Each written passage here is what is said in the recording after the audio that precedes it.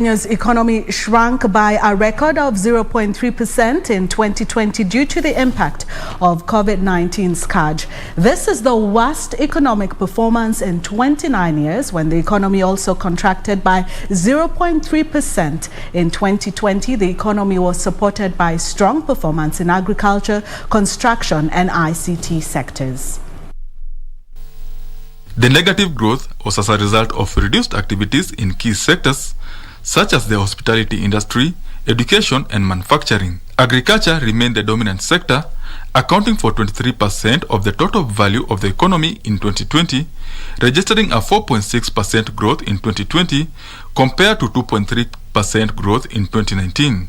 Increased by 3.9% to stand at shilling 150.2 billion in 2020, mainly attributed to better international export prices during the review period. Manufacturing sector real gross value contracted by negative 0.9% in the year under review, with sugar and cement production supporting the growth. The value of output increased by 2.8% from 2.3 trillion in 2019 to 2.4 trillion in 2020.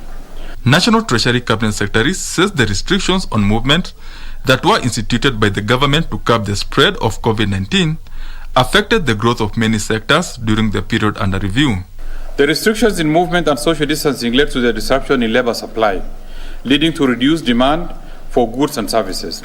The volume of commercial cargo traffic handled decreased by 8.9% to 341,000 tons in 2020. The total number of passengers handled dropped by 62.5% from 12 million in 2019 to 4.5 million passengers in 2020.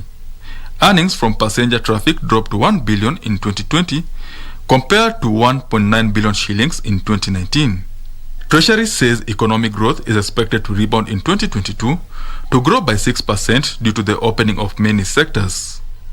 In the same period, the size of Kenyan economy expanded to 10.8 trillion shillings after the Treasury reviewed the contribution of various sectors.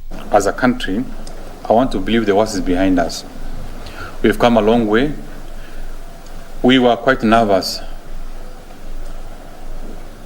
part of 2019 and 2020. Benson Rioba reporting for Prime Edition.